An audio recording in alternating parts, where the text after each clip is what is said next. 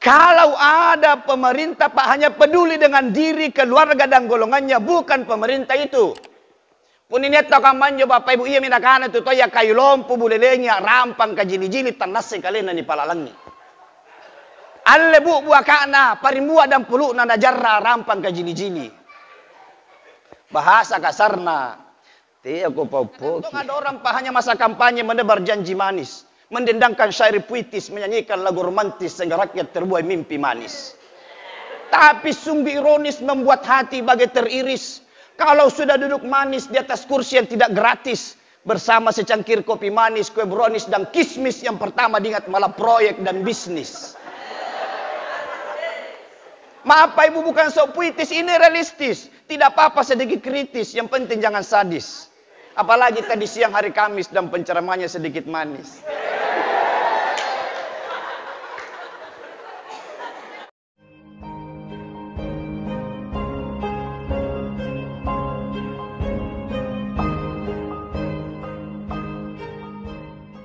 Warahmatullahi wabarakatuh. Innal hamdalillah, Allahumma shalli ala Muhammadin wa ala alihi wa ashabihi ajma'in, amma ba'du.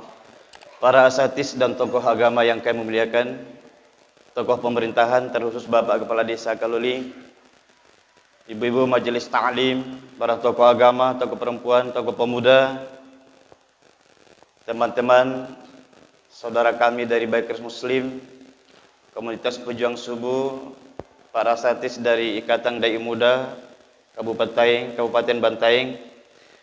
Hari ini hadirat seluruh jamaah maghrib yang insyaallah dirahmati Allah Subhanahu wa taala. Berhubung karena waktu ini semakin mepet, maka saya mungkin tidak panjang lebar. Pak Ustadz yang ada agenda di Jepang, Jane Ponto Pangambikang, tidak apa-apa bergeser lebih dulu, kami sangat memaklumi. Ya Ustadz, jadi Pak Kiai ada agendanya di Jeneponto. Jamaah sekalian dirahmati Allah, puji syukur kita panjatkan kehadirat Allah, teriring salawat salam atas junjungan kita Nabiullah Muhammad sallallahu alaihi wasallam. Bapak Ibu jamaah yang dirahmati Allah, menjadi sebuah kehormatan tersendiri bagi kami di Daulat pada kesempatan ini untuk membawakan tausiah, namun bukan berarti kami yang paling hebat, paling jago. Saya berdiri di hadapan Bapak Ibu bukan datang menggurui, mengajari. Kami datang sekedar untuk wa ta'awanu 'alal birri wat taqwa wa la ta'awanu 'alal itsmi wal udwan. Apalagi hadir para guru kami, senior kami, para ustadz mubalik yang luar biasa. Ada beberapa yang datang ini anggota Bikers dan ITMI, beliau ustaz kondang. Sudah lintas provinsi. Kalau saya Pak Ibu masih ustaz kandang. Paling jauh baru sampai Jakarta ceramah, Jalan Karet, Tanete, Bulukumba. Jamaah dirahmati Allah, sebenarnya panjang ini pembahasan Pak Ibu, karena saya mau bahas tuntas tentang sholat berjamaah, mulai dari sejarahnya, hukumnya, siapa yang kena wajib, dan seterusnya. Tapi karena mepet waktu Pak Ibu, saya mungkin persingkat saja. Jamaah dirahmati Allah, salah satu syariat yang oleh baginda Rasulullah sallallahu alaihi wasallam memberikan perhatian besar adalah perkara solat berjamaah. Namun sebagian besar kaum muslim muslimat hari ini sudah banyak yang melalaikan. Sehingga dalam salah satu hadits yang redaksinya panjang, Nabiullah sallallahu alaihi wasallam bersabda dan diawali dengan sebuah ungkapan yang luar biasa. Ini menjadi peringatan buat kita semua, terus pada diri saya pribadi. Athqalus shalah 'alal munafiqin. Salat yang paling berat kata Nabi bagi orang-orang munafik, salatul isya wa salatul fajr, adalah salat isya dan salat subuh. Nabi lanjutkan, ingin rasanya saya menyuruh salah seorang sahabat mengimami sahabat yang lain. Lalu saya bersama beberapa orang sahabat membawa kayu bakar. Lalu saya datangi rumah orang-orang yang tidak mau ke masjid sholat berjamaah. Lalu saya bakar rumah mereka, kata Nabi. Riwayat Imam Bukhari Muslim. Bapak Ibu, penekanan Nabi, beliau katanya ingin membakar rumah orang-orang yang tidak mau melangkahkan kakinya ke masjid untuk sholat berjamaah. Menjadi penanda dan isyarat bahwa betapa besar perhatian Rasulullah sallallahu alaihi wasallam terkait dengan pelaksanaan salat berjamaah ini. Bahkan jamaah sekalian menjadi salah satu penanda akhir zaman, semakin dekatnya hari kiamat. Nabiullah sampaikan bahwa di akhir zaman nanti banyak umatku dirikan masjid, mempercantik masjid, memperbesar masjid, tapi sayang sunyi dari salat berjamaah. Saya pernah pribadi mendapati salah satu masjid di Poros Makassar, Bantaeng. Saya kebetulan itu hari pulang hunting, ada kebetulan teman ini. Jadi saya kebetulan Pak Ibu, selain di guru, saya juga biasa ceramah, biasa juga pergi menembak. Bahkan dulu saya menembak tidak pakai senapan, tapi menembak pakai hati. Saya singgah di sebuah masjid Pak Ibu, Poros Makassar, Bantaeng, yang ada perumahan dan salah seorang pejabat penting Bantaeng domisili di sana. Nauzubillah Pak Ibu, sudah hampir 6:30. Saya tanya anak-anak, sudah diazan nak? Tidak Pak, belum. Kenapa? Tidak ada laki-laki. Maghrib Pak Ibu, mengharibi. Tidak ada laki-laki, biar satu orang, nauzubillah. Poros Makassar, Bantaeng. Akhirnya inak kembangi Bapak Ibu, inak kamaki, inak ketop oleh imam. Alhamdulillah ada orang tatur singgah, tanggakan taruang. 2 orang laki-laki. Nganatum matallu burukne Bapak Ibu. Benarlah apa yang disampaikan Rasulullah. Ini jamaah yang dirahmati Allah. Meski memang indahnya masjid, bagusnya fasilitas masjid, salah satu motivasi membuat jamaah semakin tertarik datang ke masjid.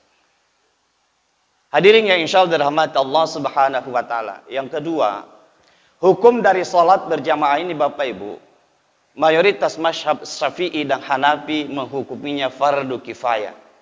Sebagian mazhab Hambali menghukuminya fardu ain. Namun pendapat dari jumhur ulama adalah sunnah muakkad yang mendekati wajib.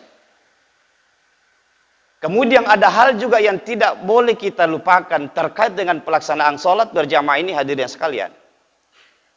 Mulai dari menyempurnakan wudhu kita di rumah masing-masing, insya Allah akan lebih tinggi nilai pahalanya. Yang kedua, Rasulullah Sallallahu Alaihi Wasallam menganjurkan kita berjalan dengan tenang untuk mendatangi salat berjamaah. Walau kita sudah dengar di masjid sudah iqamah, tetap maki adakah kata Nabi dengan tenang. Tidak usah buru-buru, apalagi sampai lari. Jadi tetap maki. Apapun posisi imam yang kita dapati sampai di masjid, takbir ikut. Ketika sementara ruku kita dapati dengan sempurna, maka itu sudah dianggap kita mendapatkan 1 rakaat. Apa hikmahnya Bapak Ibu sehingga Nabi menganjurkan kita berjalan dengan tenang ke masjid? Kapuna lari ke lampari masih ke Bapak Ibu, nanti sampai di masjid terjadi keposoan. Poso ki akhirnya terjadi ngos-ngosan. As-sambayang ki Allah Akbar kabira. Alhamdulillah katsira. Naga sintongin ya bapak rasa langsung najapo. Karena naga lupa sih kayak gigi. Bisa mengganggu konsentrasi jamaah yang ada di dekat kita juga tidak mina husuk carata baca-baca. Kaposoi. Jadi tenang saja. Jamaah yang dirahmati Allah Subhanahu wa taala. Yang selanjutnya hadirin sekalian, bahwa hikmah di balik salat berjamaah ini manakala dikaitkan dengan kehidupan sosial kemasyarakatan kita, begitu banyak pembelajaran yang bisa kita petik. Pertama jamaah yang insya Allah dirahmati Allah, bahwa salat berjamaah ini mengajarkan kepada kita bahwa semua manusia nanti di hadapan Allah sama. Tidak ada perbedaan karena status sosial. Sini maki Bapak Ibu, siapapun yang datang ke masjid, mau pejabat, mau rakyat, semua alas kaki simpan di luar. Pak Desa masuk masjid, Pak, nak boleh di sandal anak pantara.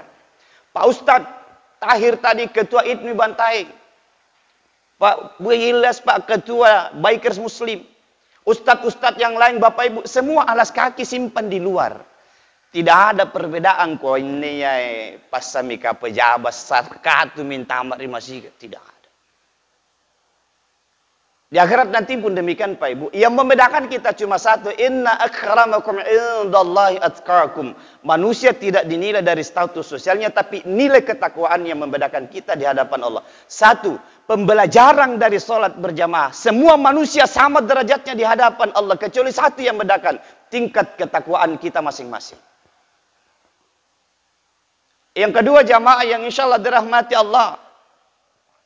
Ketika hendak sholat berjamaah maka dianjurkan memilih seorang pemimpin. Memilih imam. Dan di dalam memilih seorang imam sholat tidak boleh sembarang. Ada kriteria yang telah diajukan. Yang telah diberikan oleh baginda Rasulullah sallallahu alaihi wasallam. Sebagaimana bila bersabda, "Idza kanu thalatha." Ya. Selamat ki Ustaz. Ya.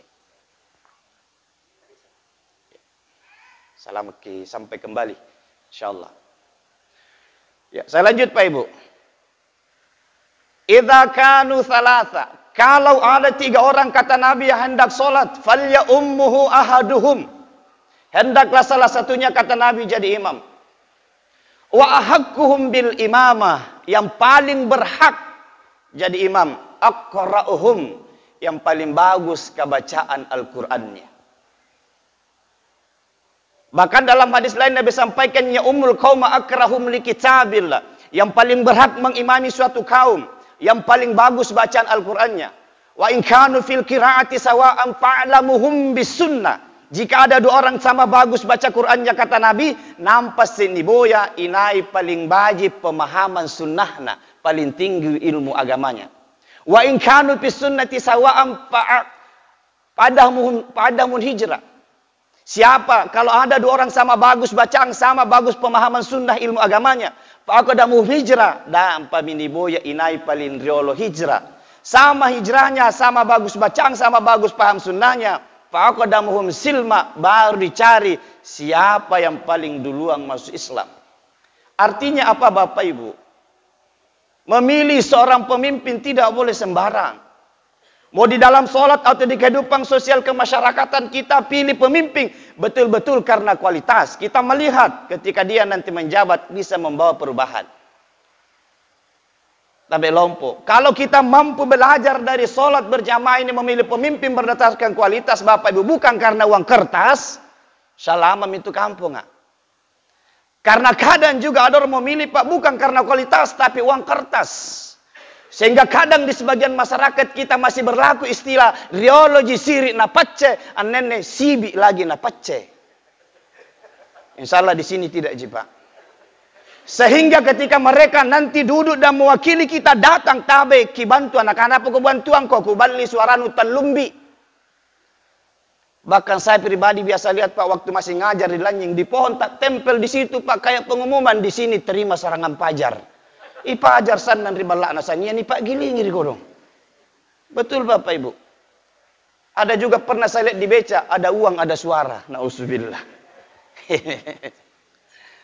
Ironi memang Bapak Ibu ya. Maka pilih karena kualitas.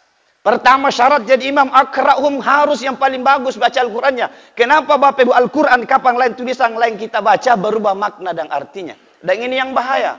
Makanya semua ulama sepakat belajar ilmu tajwid secara teori mampu dia jelaskan ketika nun mati bertemu ba, nun tanwin atau ya baris 2 itu tanwin ba, an in un atau nun mati bertemu ba atau huruf-huruf yang lain ya. Huruf ishar semua yang huruf yang 15, semua huruf sajim, maka dia mampu jelaskan dia mampu oh ini hukum bacanya ishar cara membacanya disamarkan bunyi nun mati atau tanwinnya. Itu yang dimaksud dengan pelajari secara teori. Itu fardu kifayah, artinya pun niat murotal di kampung ngisengi, yang lain bebas dari kewajiban. Yang jadi persoalan kemudian Bapak Ibu dan tanggung jawab pribadi kita masing-masing, semua ulama sepakat menerapkan tajwid dalam bacaan entah dalam sholat atau di luar sholat itu fardu ain. Wajib mutlak bagi setiap Islam. Makanya jamaah dirahmati Allah, ini mesti menjadi perhatian buat kita semua. Saya biasa bicara sama teman-teman dai Pak Ibu. Karena biasa ada masyarakat melapor ustaz ngapan jadi bantai, loy ustaz ancur tajawikna. Dan itu menjadi cambuk tersendiri buat saya Bapak Ibu. Tidak bisa dipungkiri. Orang yang kemudian menyandang status ustaz saja Pak kadang baca Al-Fatihah belum sempurna. Maka ini mesti menjadi perhatian dan tanggung jawab kita semua.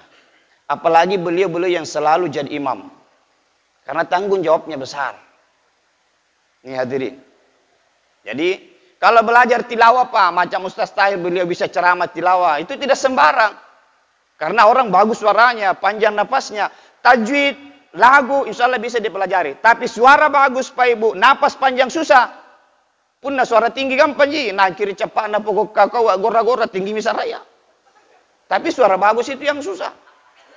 Nih jamaah. Maka harus yang paling bagus baca Qurannya.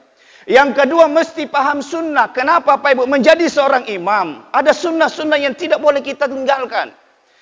Termasuk ketika Rasulullah SAW hendak memulai salat berjamaah. Beliau selalu menghadap ke belakang dulu. Sampaikan kepada jamaah, sawu sufufakum. Rapatkan dan luruskan barisan. Tapi ini sekarang Pak, gara-gara dengan corona, tidak mina berlaku pada sebagian masjid. Yang ada luruskan dan longgarkan barisan. Betul. Sementara Pak, kalau masuk di masjid itu insya Allah orang suci semua. Kalau lek bamin rio, lek bamin jik nih. Ini memang corona nih Pak, balik-balik sini Pak. Kadang nyata kau namanya kursuron dan mintu palu-palu. Pak dosa-dosa Pak. Kalau tahu Pak Andre na tapang kuan yak corona, minta tapakin kuan yak bantuan corona. Tiga majibu. Dan corona ini Pak takut sama bantuan. Buktinya apa Pak? Dinas Koperasi masih subuh full, orang tidak ada jaga jarak. BRI masih subuh Pak, belum jam 7 habis nomor antrian. Jadi mana lagi bantuan corona? Jadi itu tahu koro-koroan Pak, gara-gara corona katanya anggap Pak BLT. Dan anak-anak kita kodong jadi korban. Banyak memang lapor ustaz pilak dongo ki anak-anak kalang ngapa magi katte mana kotit tengah bayau ki. Iya karena dia atur rezeki. Yang saya takutkan Pak, karena anak-anak kita terlalu lama di rumah bermain HP, game TikTok siang malam. Akhirnya lampas sekolah Pak disuruh pacar langsung gora tarik si sama engkau. Kasangin TikTok mami bagian loh. Antama kelas kenyap sengir gurun apa nakana. Ada sayang, ada. Nilarang salang ngerang HP nakana. Iri bilang bos. Nih hukum langsung gora, ampun banjago. Gara-gara TikTok. Tuh Bapak Ibu. Jamaah dirahmati Allah. Kemudian Bapak Ibu tabi, itu salah satu hikmahnya. Yang kedua, supaya nanti ketika jadi imam, kita kondisikan bacaan tak. Maka Nabi dalam hadis lain sampaikan ketika engkau jadi imam, sederhanakan bacaanmu. Andre jadi balap Pak Ibu, tapi yang kita baca yang sederhana saja. Ngapai? Karibu kota, lo ini imangi. Ada anak muda masih kuat berdiri lama. Tapi gesintungin ya tatua naolo masam urat dermati tina kulisan lo menting. Atau ada ibu-ibu masak di rumah cik damari masigika. Atau ada musafir hanya mampir punya keperluan lain. Maka sederhanakan bacaan tak ketika jadi imam. Kalau sholat sendiri mana boleh 10 juz ki baca pagi sujud. Tidak masalah. Nabi kalau sholat sunnah Bapak Ibu 5 juz kadang baru ruku sujud. Makanya Nabi bengkak kakinya. Kenapa? Lama berdiri sholat. Makna Nabi tahu itu bengkak kakinya bukan lama sholat. Nggak Allah asam urat. Tuh jamaah. Tapi karena kadang juga pas saya dapati. Biasa kalau cara mau begini ada orang tua keluar di masjid Pak, na peluka, cucu sekali batita Pak Ustaz. Kabalian na kampungku Pak, pernah kejadian. Pernah kunjungan jama balak batu, 2 rakaat salat Jumat katanya Pak Ibu, ruatong itu tuh aku dipakasyana. Kengura om, no kalak judak bu bacaan juga Pak imam ah. Kok dipakasyana Pak Ibu? Artinya apa ini jamaah sekalian? Menjadi pemimpin betul-betul orang yang punya kualitas. Maka Nabi sampaikan. Idza uzidal amr ila ghairi ahli fantazir sa'a. Kalau sebuah pekerjaan diberikan kepada orang yang bukan ahlinya, jangan tunggu majunya kata Nabi. Tunggu hancurnya. Dalam sholat Pak Ibu atau di luar sholat begitu. Karena kelek bagi kejadian di kampungku Pak. Kalau dari bacaan bagus, tapi pemahaman sunnah kurang. Beliau jadi imam. Keharusan makmum di belakang. Kalau imamnya salah gerakan, ingatkan dengan ucapan subhanallah bagi laki-laki. Perempuan tepuk paha. Kalau salah bacaannya Pak Imam, kisambungi. Puna kiapa lagi? Punanre kiapa lagi? Mana lagi? Jadi dingin mga mana, git teman todo, si manang lagi. Kalau nggak bagi pale punanre ni apa lagi? Beliau jadi imam. Bacaan lumayan, tapi kurang paham sunnah. Nakalupai pangumpuna si polong Pak nisambungi ribaw ko rimakmo nga andre nasambungi pangumpuna Pak Imam Bapak Ibu langsung itaputra maribaw ko cerita salah adi Di kampungku, Pak.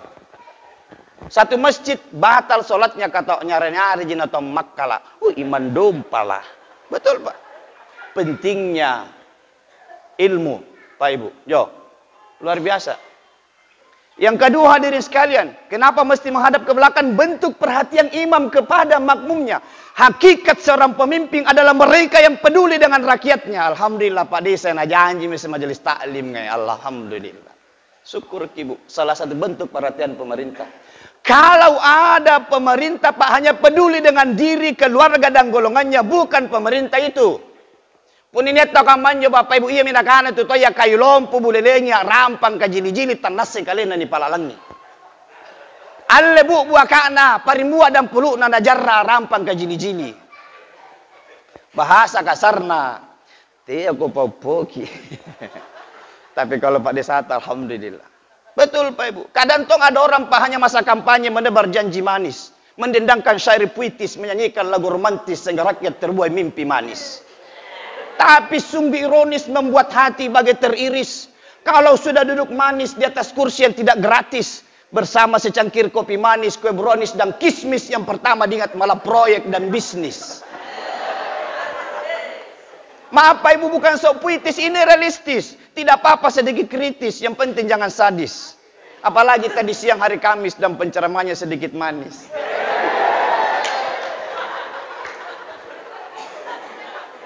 Birimi apa Ustaz? Ustaz Harung, tidak jadwal tak Ustaz? Tidak ada jadwal tak? Tidak apa-apa kalau mau bergeser dulu Ustaz. Itu jamaah sekalian. Betul Bapak Ibu. Jamaah yang dirahmati Allah Subhanahu wa taala. Kemudian selanjutnya Pak Ibu, ketika sholat berjamaah ini dilaksanakan, hikmah lain yang menjadi pendampingnya Pak Imam atau berdiri di belakang imam, hendaknya orang-orang yang juga punya pemahaman agama. Ngapa Pak Ibu? Pak Imam, meskipun beliau seorang profesor, doktor, beliau manusia biasa. Nah karena itu kalau linga, nobody is perfect in the world. Tidak ada manusia sempurna Pak Ibu. Nah karena bakas muslim nga alisanu dhaifun. Manusia itu tempatnya kelemahan. Sehingga jamaah sekalian ketika beliau lupa bacaan, sambungi, lupa gerakan, ingatkan. Apa maksudnya Pak Ibu? Pemerintah juga demikian. Beliau manusia biasa. Salah satu bentuk kecintaan seorang rakyat kepada pemerintahnya bukan diam melihat kemungkaran, meskipun sekarang hati-hati bicara. Nanti dihantam ki makar. Ingatkan beliau, tabi Pak Desa, tabi Pak Dusung, salai kapang, andre kapan sesuai agamanya. Itu bukti kecintaan Pak Ibu. Dan yang bersangkutan jangan alergi dengan kritik ketika itu membangun. Maka jamaah sekalian diatur barisan dalam sholat berjamaah paling utama dan paling tinggi nilai pahala bagi laki-laki, saf yang paling depan. Dan Nabi atur paling belakang itu untuk anak-anak. Untuk perempuan paling belakang, paling bagus, paling tinggi keutamaannya. Di depan itu untuk anak-anak. Itu aturan. Kebiasaannya terjadi masigi anak-anak ribu kona Pak Imam menten tangalek bani sunnah. Bawa anak ke masjid Pak Ibu, pembiasaan. Tapi posisi saf itu sudah ada. Ini yang kuat laga-laga Ustaz Punaribokoi. Pak Ibu, anak-anak main-main wajar. Dunianya mereka main-main. Tinggal diarahkan bagaimana cara tak mengatur supaya Andre nak laga-laga. Karena kapan tidak ada lagi anak-anak ke masjid Bapak Ibu bahaya. Ingat pesan Muhammad Al-Fatih. Salah seorang jenderal besar Islam sang penakluk Konstantinopel. Beliau mengingatkan. Ketika engkau tak lagi mendengar suara anak-anak di masjid. Maka saat itu Islam dalam kondisi tidak baik-baik saja. Maka jadikan masjid kita masjid yang ramah anak. Kalau perlu aja anak Bapak Ibu. Tinggal diatur nami. Nah bagaimana cara supaya sebentar tidak main-main.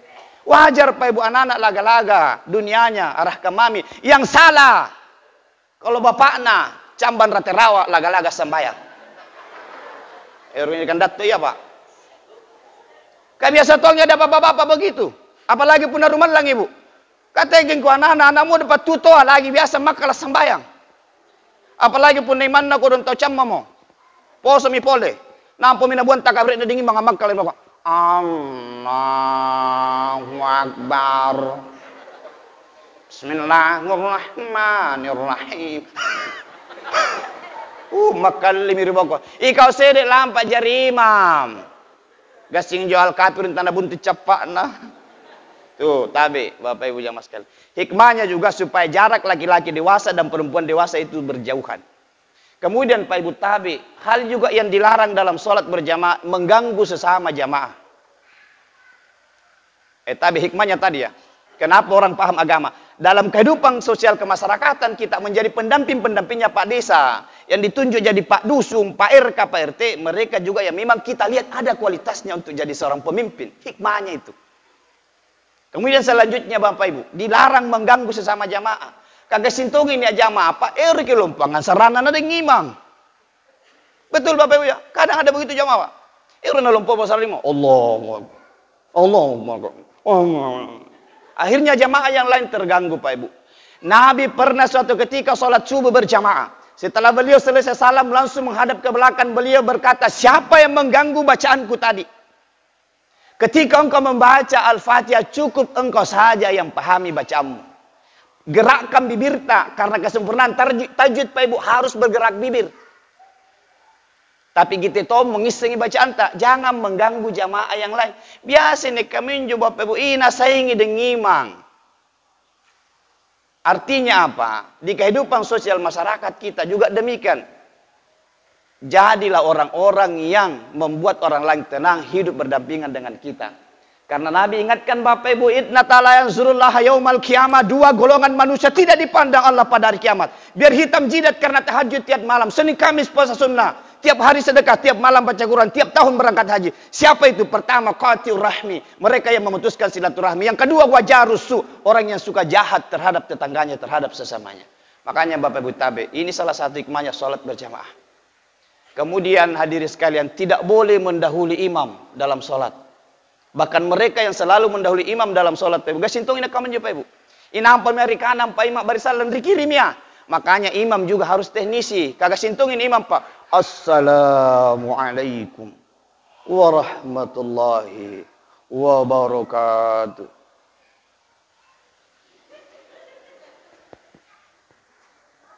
Lah bisa loh. Jari juga jamanya di bawah kubannya mulumbai Pak Imam. Tuh hadirin, kalau perlu sering kan assalamualaikum warahmatullah, assalamualaikum warahmatullah, supaya juga imam ribu si tangan dan lumbaiki. Ancamannya bagi mereka yang selalu mendahului imam dalam sholat, kepalanya di akhirat akan dirubah menjadi kepala khimar. Dalam kehidupan sosial kemasyarakatan kita, Pak Ibu, sebagai rakyat biasa, wajib hukumnya wa atiullah wa atiur rasul wa ulil amri minkum, taat pada pemerintah sepanjang bukan kemaksiatan yang diperintahkan. Terakhir jamaah sekalian, dari sholat berjamaah ini Pak Ibu luar biasa. Tersirat dalam surah Al-Baqarah yang 43, wa aqimus salata wa atuz zakata warka'u ma'ar raki'in. Dirikan salat, tunaikan zakat dan rukulah bersama orang-orang yang ruku. Para mufassir menjelaskan ruku bersama orang yang ruku Pak Ibu adalah salat berjamaah yang dimaksud. Bahkan menjadi penanda keimanan seorang muslim, innama ya'muru masajidallah man amana billahi wal yaumil akhir wa aqamas salata wa ataz zakata wa lam yahsha illallah fa asa ulaika ayyakunu minal muhtadin. Hanyalah orang-orang yang beriman kepada Allah Bapak Ibu, yang selalu memakmurkan masjid. Sesungguhnya orang-orang yang selalu memakmurkan masjid, kata Allah, mereka yang beriman kepada Allah, kepada hari kemudian, tetap menunaikan salat, menunaikan zakat, kemudian tidak takut kecuali kepada Allah. Dan Nabi ingatkan, tidaklah engkau melihat seorang laki-laki pulang balik masjid kecuali mereka orang-orang beriman. Dan jaminan pahalanya Masya Allah, as-salatul jama'atu afdalu min salatil pas bisabbi wa isrinah darajah. Salat berjamaah Pak Ibu 27 derajat banding 1 ketika kita salat sendiri di rumah. Bahkan bagi kita laki-laki ini usahakanlah. Bagi perempuan ada yang membolehkan di rumah, ada bolehkan di masjid, terlepas dari perbedaan pendapat tentang hukum perempuan. Tetapi perempuan di zaman Nabi ada juga ikut salat berjamaah. Buktinya apa? Diatur barisannya oleh Nabi. Kedua, ada wanita yang selalu menyapu masjid, meninggal. Nabi tidak tahu, beliau cari di mana dia, disampaikan sudah meninggal. Maka Nabi mendatangi kuburnya untuk salat jamaah sekalian. Hadirin jamaah dirahmati Allah, demikian yang sempat kami sampaikan. Semoga bermanfaat. Kebenaran mutlak datang dari Allah, kesalahan datang dari pribadi kami, sehingga atas salah hilap dan kekurangannya mohon kiranya dimaafkan. Dan sekali lagi Pak Ibu, mari ramaikan masjid kita dengan sholat berjamaah, apalagi sholat subuh dan sholat isya. Karena siapa sholat isya berjamaah nilai pahalanya sama sholat malam 1/2 malam, sholat subuh berjamaah sama dengan sholat malam sepanjang malam lamanya atau 1 malam penuh. Demikian sekali lagi saya mengucapkan doa. Subhanakallahumma rabbana bihamdik, asyhadu an la ilaha illa anta astaghfiruka wa atubu ilaik. Wassalamualaikum warahmatullahi wabarakatuh.